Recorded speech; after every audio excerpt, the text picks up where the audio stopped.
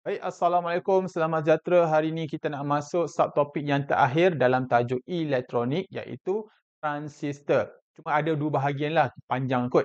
Jadi kita tengok yang pertama, bahagian pertama iaitu bagaimana transistor itu berfungsi. Okey, dia sebagai current amplifier dan juga apakah itu potential divider ataupun pembahagi voltan. Kita tengok satu persatu. Okey. Yang pertama, pengenalan apakah itu transistor. Ingat tak ni? Ini ialah diode. Okey, diode ada dua, N dengan P. Bila kita combine N dengan P jenis jenis semiconductor, kita dapat semiconductor diode. Okey, jadi transistor macam mana? Kalau N dengan P combine dapat diode, transistor dia tambah satu lagi. Sama ada nak tambah belah kanan boleh, nak tambah belah kiri boleh. Kalau kita tambah belah kanan, kita kena letak N, P, N. Nampak? Ataupun kita nak tambah belah kiri. Dapat apa? PNP lah. Okey. Jadi secara mudahnya transistor ada dua jenis iaitu NPN dengan PNP. Nampak? Jadi apa beza NPN dengan PNP? Kalau tengok cuma anak panah dia sahaja yang berbeza. Ni anak panah turun bawah, anak panah ni atas. Okey, macam mana nak ingat? Okey. Kalau kita tengok biasanya saya tengok yang tengah-tengah je lah. Okey. Tengok tengah-tengah je. Macam ni. Kalau P tu maknanya pergi, go, away. Jadi anak panah dia keluar. Ni bahasa Kedah, pergi, P. N, sekarang bahasa Inggeris pula, N, in, dalam. Alright. Jadi tak kisahlah bagaimana cara awak nak ingat, asalkan betul. Jadi NP, NP lah tengah-tengah, P pergi keluar, PNP, N tengah-tengah, N masuk in. Itu cara saya ingatlah. Alright. Okey. Bila kita tengok transistor ada 3 kaki, apakah kaki-kakinya? Tolong ingat juga. Okey. Yang ni kaki yang paling glamour iaitu tapak. Tapak kaki yang paling glamour, tolong ingat. Lepas tu kita ada atas tu, pengumpul. Bawah, pemancar, pengeluar. Okey, maksudnya apa? Kena ingat senang je. Okey, tapi tapak okey fine. Tapak, atas tu pengumpul. Maknanya kalau kita, minta maaf lah kita makan, contoh makan, kita collect makanan kat mulut kita kat belah atas. And then, kita keluarkan dekat belah bawah. Samalah, memancarkan kat bawah. Contoh nak ingat. Okey, atas kumpul, bawah keluar. Alright. Kan? Bila kita letakkan di dalam litar. Okey, sekarang ni kita masuk yang kedua, prinsip kerja. Bila sebut prinsip kerja, okey, kalau kita tengok litar ini lengkap Litar ini lengkap. Okey, ada bateri, ada mentol. Sepatutnya mentol ini menyala. Ni nampak? Naik, turun, nampak? Masuk dalam CE. Sepatutnya litar ini lengkap dan menyala. Tetapi mentol menyala sebab apa? Sebab transistor nak berfungsi ada cara dia. Macam mana? Okey, dia kena ada arus yang masuk dekat tapak. Bila ada arus masuk kat tapak, yes, baru yang ini boleh on. Macam mana nak ada current masuk dekat tapak? Terpaksalah kita pasang litar lain. Ada dua bateri, nampak? Bateri ni besar, kenapa? Nak menyalakan mentol. Bateri ni kecil je. Sebab apa? Sebab perlu arus yang besar untuk masuk ke tapak. Arus yang kecil sahaja dah boleh menghidupkan transistor. Jadi kita pasang bateri yang kecil, ada arus yang masuk, maka mentol akan menyala bila arus yang besar datang. Okey, cerita dia simple. Pastikan arah arusnya betul. Tengok, nampak tak? Ini positif, ini negatif, arusnya akan pusing macam gini. Okey, pusing macam ni. Ini pun sama, positif negatif, arusnya akan pusing macam ni. Nampak tak? Ikut anak panah ni. Ikut anak panah. Pastikan arah arus betul. Alright. Jadi current akan datang, datang, datang. Okey, nampak? Ikut arah arus yang betul. Yang ni pun dia ikut arah arus yang betul. Okey, turun. Alright. Jadi bila ikut arah arus yang betul, maka dia boleh menyala. Okey, itu kalau guna, tadi apa? NPN ke PNP? NPN, P keluar. Sekarang masuk dalam. PNP, masuk dalam. Jadi kalau masuk ke dalam, nak kena buat macam mana? Arus dia kena pusing lah. Macam nak pusing arah sini? Kena tukar arah bateri. Yang ni pun kena pusing arah bateri juga supaya current dia masuk dalam. Itu sahaja. Okey, kita patah balik. Jadi, transistor ada dua litar yang utama. Iaitu first, litar pengumpul. Kenapa nama litar pengumpul ni? Dekat C. Pengumpul.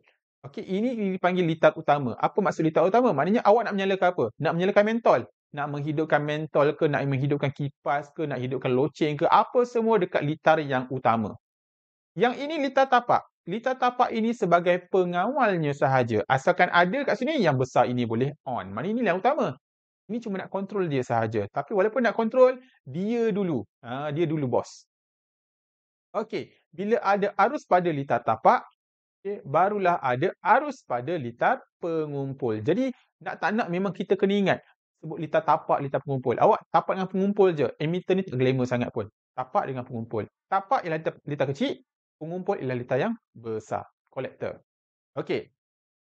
So, bila ada base current, akan ada collector current. Collector current inilah yang akan menghidupkan mentol. Okey, kita teruskan. IB, IC. IB ialah current yang masuk dekat tapak, base current. IB ialah base current, IC ialah collector current. So, arus yang mengalir dekat kaki C. Jadi, bila ada IB dengan IC, arus tapak menghasilkan voltan BE. Apa benda voltan BE? Ni voltan pada BE. Voltan BE perlu lebih tinggi daripada voltan minimum transistor. Maknanya awak, arus yang kecil, bila kita sebut arus tu kecil, bukannya kecil sangat dah boleh on transistor, tak juga. Tetapi dia perlu melebihi satu nilai, iaitu VBE, voltan yang dihasilkan mesti lebih besar daripada VBE. VBE sebesar mana pun. Okey, lebih daripada VBE, barulah transistor ini dihidupkan dan arus yang besar ini boleh naik. Sebab ada yang kata, voltan tapak tu perlu besar, kecil je. Memang betul kecil, tapi kecil tu dia ada nilai tertentu yang perlu dilebihkan. Okey. So, transistor dihidupkan dan arus pengumpul boleh dialirkan. Okey, kecil tu bukan maksud kecil-kecil sangat-sangat. Dia ada nilai. Kena lebih nilai tersebut. Okey. Jadi, bila ada IB, dia mengalir, gedebuk. Maka IC pula akan mengalir. Mana siapa yang akan mengalir dulu? IB. Jadi, kalau kita tengok nampak, ada kombinasi kat sini. IB mengalir kat sini, IC pun mengalir kat sini. Jadi, confirmlah IE adalah hasil tambah collector current IC dengan IB. Hasil tambah sebab dia keluar kan. Okey, secara langsung yang kita kena tahu bahawa IE adalah yang paling besar lah. Ni yang paling besar sebab dia combine dua-dua. Antara IC dengan IB, IC lebih besar dari IB sebab kita dah sebut tadi IB tak perlu besar. Okey, base current tak perlu besar, kecil sahaja. Alright. Kesimpulan kita apa? Nombor 1, current tapak ataupun base current kena lalu. Bila base current lalu, barulah collector current boleh lalu dan barulah mentol ataupun apa-apa alat dekat sini dihidupkan. Itu sahaja. E emitter tak perlu kacau, biarkan, tak ada kaitan. Okey. So, ini kita panggil dia input. Yang ni kita panggil dia output. Senang sahaja. Okey, base current ataupun litar tapak ialah input, output kita ialah litar utama yang besar ini. Okey, itu sahaja. Okey, sekarang ni kita nak pergi kepada aplikasi yang pertama. Okey, transistor ini digunakan sebagai current amplifier atau penguat arus. Apa maksud dia? Kan tadi, current yang masuk sini berapa? Input sikit kan? Yang keluar besar.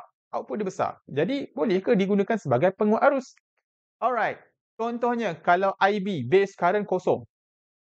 Berapa keluar kat sini? Kalau IB tak ada current, tentulah IC pun tak ada current. Kosong. Maknanya input kosong, output kosong. Okey, input terletak berapa nak?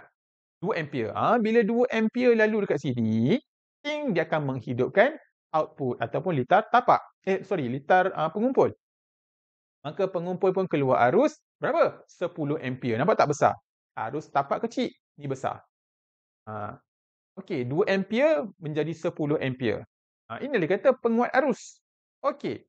Kalau 2 dapat 10, habis tu kalau kita 10 dapat apa? Tadi berapa kali? 2 dapat 10. Berapa kali ganda? 5 kali ganda, betul? Jadi kalau ni 10, agak-agak berapa? Akan keluar 50 ampere. Jadi, inilah yang dikatakan penguat arus di mana nisbah gandaannya 5. Ini kita panggil amplification. Macam mana nak kira amplification? Tengok pun tahu dah. IC bahagi dengan IB. Jadi amplification dia 5. Maknanya arus yang masuk akan keluar output dia 5 kali ganda. Itu maknanya penguat arus. Okey, biasa guna kat mana? Okey, contoh ni nampak. Mikrofon. Output apa? Output tu call lah kepada speaker. Nampak? Input masih lagi input dengan output. Sebab tu input kita punya suara, cakap sikit bla bla bla bla kan. Suaranya kita kecil. Suara kecil menghasilkan arus yang kecil. Okey, tapi arus yang kecil akan menghasilkan bunyi yang kuat. Okey, kita tanya balik. Ramai salah. Tolong take note. Kita tanya, apakah fungsi mikrofon? Apa fungsi mikrofon? Mikrofon menukarkan tenaga bunyi kepada tenaga elektrik. Ramai kata mikrofon ni menguatkan bunyi. Habis tu speaker buat apa? Menguatkan bunyi juga. Salah dua-dua tu.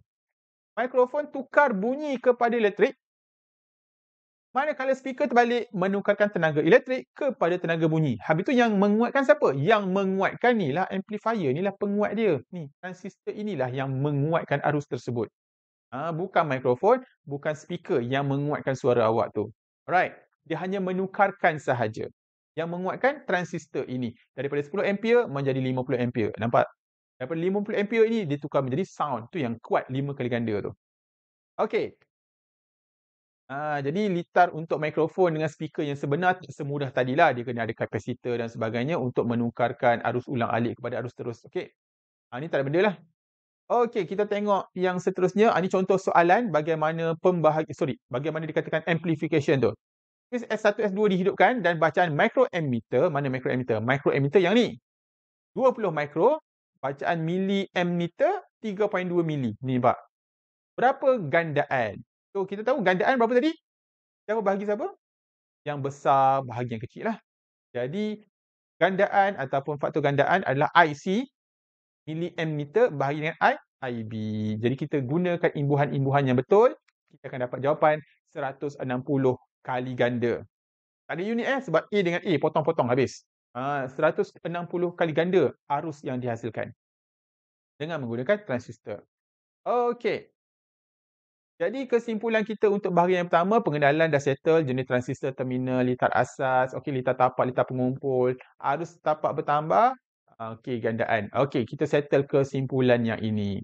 Jadi itu sahaja untuk part yang pertama, kita akan sambung kepada bahagian yang kedua. Sekian, terima kasih.